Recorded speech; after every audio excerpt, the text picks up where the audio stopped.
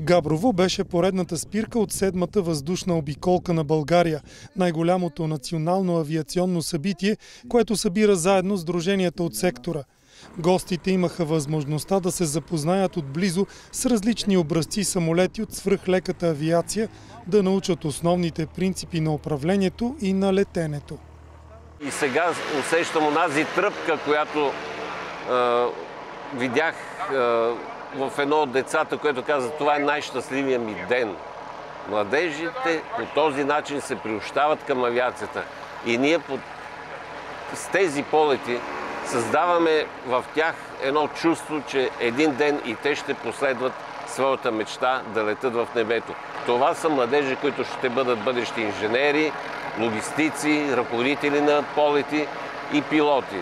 Те са развълнувани и ги виждам с каква страст се отправят към самолета. Инициативата предизвика голям интерес сред младежите от региона, които след теоретичните занятия имаха привилегията да усетят лично тръпката от летенето и дори за кратко да поемат управлението на самолетите. Аз успях да полетя днес, от което съм много радостен и доволен, защото е просто уникално усещане да летиш в такъв самолет, отблизо да се запознаеш с нещата.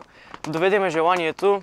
Аз много харесвам авиацията и много ми хареса всичко. Смятам, че такива събития по-често трябва да се правят, за да могат да образуват младите и да им покажат колко невероятна е военната професия.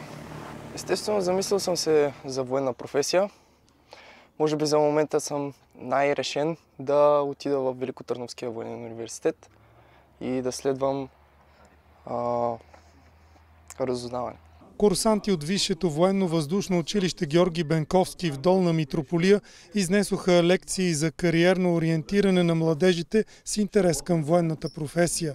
Те разясниха възможностите за обучение и развитие на авиационните кадри в българската армия.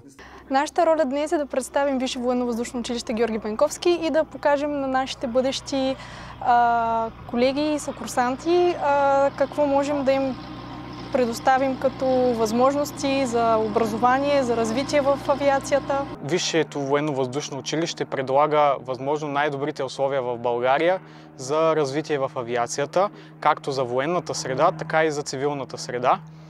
И че нашето ниво е абсолютно свързано с всички европейски стандарти и имаме всякакви сертификати за обучение на абсолютно всички специалности, дали инженери, дали пилоти. Приятели на българската армия бяха организирали за гостите демонстрации на учебно въоръжение и боеприпаси, практически упражнения с автомат и строеви техники, а на специален щанд бяха показани различни образци безпилотни летателни апарати, ударни и разузнавателни дронове.